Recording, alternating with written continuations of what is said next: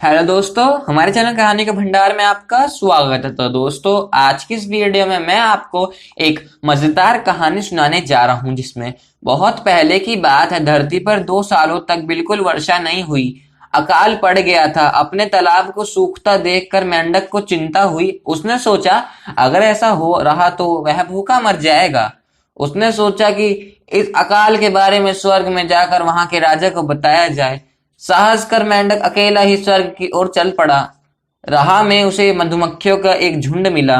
मक्खियों के पूछने पर उसने बताया कि भूख के मरने से अच्छा है कि कुछ किया जाए। मक्खियों का हाल भी अच्छा नहीं था। जब फूल ही नहीं रहे तो उन्हें शहद कहाँ से मिलता। वह भी मेंढक के साथ चल दी। आगे जाने पर उन्हें एक मुर्गा मिला। मुर्गा बहुत उदास था। जब फसल ही नहीं हुई तो उसे दाने कहाँ से मिलते। उसे खाने को कीड़े भी नहीं मिल रहे थे। इसलिए मुर्गा भी उनके साथ चल दिया।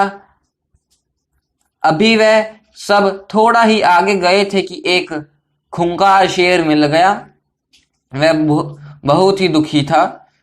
उसे खाने को जानवर नहीं मिल रहे थे। उनकी बातें सुन शेर भी उनके साथ हो लिया। कई दिनों तक चलने के बाद वह स्वर्ग में पहुंच गए। मेंढक ने अपने सभी साथियों को राजा के महल के बाहर ही रुकने को कहा। उसने कहा कि पहले वह भीतर जाकर देख आए कि राजा कहाँ है। मेंढक उछलता हुआ महल के भीतर चला गया। कई कमरों में से होता हुआ वह राजा तक पहुंच ही गया। राजा अपने कमरे में बैठा परियों के साथ बातें कर रहे थे। मेंढक को क्रोध आ गया। उसने लंबी छलांग लगाई और उनके बीच पहुंच गया। परियां एकदम चुप हो गईं। राजा को एक छोटे से मेंढक की क्रूरता देख गुस्सा आ गया। पागल जीव, तुमने हमारे बीच आने का साहस कैसे किया? राजा चिल्लाया। परंतु मेंढक बिल्कुल नहीं डरा। उसे तो धरती पर भी भूख से मरना था। जब मौत साफ दिखाई दे तो हर कोई निडर हो जाता है।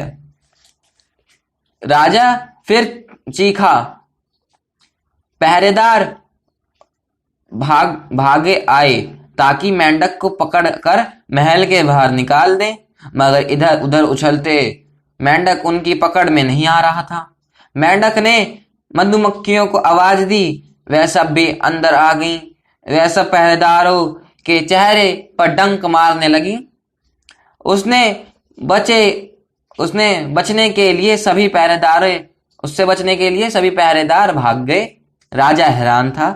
तब उसने तूफान के देवता को बुलाया, पर मुर्गे ने शोर मचाया और पंख फड़फड़ाकर उसे भी भगा दिया। तब राजा ने अपने कुत्ते को बुलाया। उनके लिए भूखा खूंखार शेर पहले से ही तैयार बैठा था। अब राजा ने डर कर मेंढक की ओर देखा। मेंढक ने कहा, महाराज, हम तो आपके पास प्रार्थना करने आए थे। धरती पर अकाल पड़ा हुआ है, हमें वर्षा चाहिए। राजा ने उससे पीछे छुड़ाने के लिए कहा, अच्छा चाचा, वर्षा को भेज देता हूं। जब वह सब साथी धरती पर वापस आ गए तो वर्षा भी उनके साथ थी।